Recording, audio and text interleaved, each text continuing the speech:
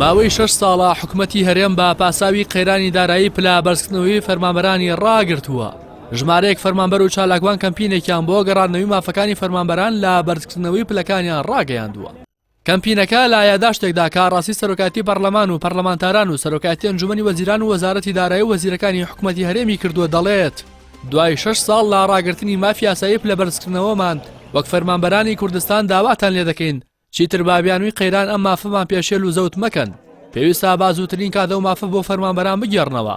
لە کاتێکدا ئەم داواکاریە دەکەین کە دڵنیاین داهاتی حکومەت تەواو زیادی کردووە و زۆر بە ئاسانی دەتوانرێت بەشی پلا بەرزکردنەوەکانمان بکات. کەمپینی گێڕانەوەی مافی پلا بەرزکردنەوەی فەرمانبەران لا یاداشتەکەیدا ئاماژەی بەوە کردووە دەوترێت ئەم کابینەیە کابینەی گێڕانەوەی مافەکان و چاکسازیە. بەڵام با زەوتکردنی پلا بەرزکردنەوەی فەرمانبەران ئەم بانگەشەیە دەچێتە ژێر پرسیار و پەرلەمانتارانیش کەم تەرخەم لە بەرامبەر دەنگدەرانیان دەردەچن. هەروەها کەمپینەکە ڕوو بە عقوبات تاڵەبانی دەڵێت جێگیری سەرۆکی حکومەتیش لە بانگەشەی هەڵبژاردنیدا چەندین جار ئاماژەی بە کاراکردنەوەی پلە بەرزکردنەوەی فەرمانبەراندا کەچیەوە زیاتر لە 6 مانگە هیچ ئاسۆیەک بەدی ناکرێت و کەسیش باسی ناکات. تەنانەت لەم ڕۆژاندا وەزارەتی دارایی لە ڕوونکردنەوەیەکدا بەڕوونی دەڵێت پلا بەرزکردنەوەی فەرمانبەران ناگەڕێتەوە تا کۆتایی قەیرانی دارایی. کەچی پەرلەمانتارانی سەر بە پارتەکەی وەزیری دارایی چەندین جار ڕایان گەیاندووە کە داهاتی حکومەت تەواو زیادی کردووە و هیچ قەیرانێک نەماوە. هەموو لایەکیش ئەم ڕاستیە باش دەزانن. لە کۆتاییشدا کەمپینەکە دەڵێت پێویستە بازووترین کات پلا بەرزکردنەوە کارا بکرێتەوە.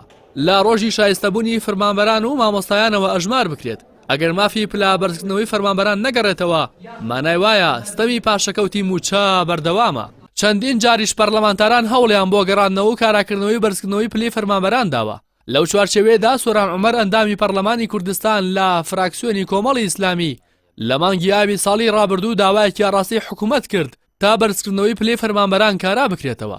هەروەها عەلی حەمە ساڵح سەرۆکی فراکسیۆنی گۆڕانی ژنووسیوێتی با بڕیارێکی ئەنجومەنی وەزیران و لەگەڵ سیستمی پاشەکەوت بەرزکردنەوەی موچەی فەرمانبەران ڕاگیراوە لە کاتێکدا بەپێی یاسا نەدەبوو بە بڕیار ڕابگیرێت. سەرۆکی فراکسیۆنی گۆڕان ئاماژەی بەوە کردووە لەبەرەوەی با بڕیاری ئەنجومەنی وەزیران بەرزکردنەوەی پلەی فەرمانبەران ڕاگیراوە پێویستە با بڕیارێکی دیکە ئەنجومەنی وەزیران بگەڕێتەوە. وەزارەتی دارایی بڕیارەکە جێبەجێ دەکات. حکومەتی هەرێم باشنەبوونی دۆخی دارایی حکومەت دەکاتە پاساوی کارانەکردنەوەی بەرزکردنەوەی پلەی فەرمانبەران لە کاتێکدا بۆتی پەرلەمانتارانی کوردستان داهاتی نەوتی هەرێم بە بۆری زیاتر لە 800 ملیار دینارە. بەڵام کەمتر لە 400 ملیار دینار دێتەوە خەزێنەی وەزارەتی دارایی و زیاتر لە نیوەی داهاتەکە ناشەفافە. ئەمە بەدەر لەو داهاتە زەبەلاحی کە حکومەتی هەرێم لە ڕێگەی خاڵە سنوورەکان و ناوخۆ دەستی دەکەوێت. بەڵام لەگەڵ هەموو ئەمانەدا ئامادە نییە مافی فەرمانبەران لە گێڕانەوەی موچە پاشەکەوتکراوەکان و بەرزکردنەوەی پلەی فەرمانبەران بۆ موچە خۆران بگێڕێتەوە. ڕاستی حەمامین کەناڵی ئاسمانی پێیان.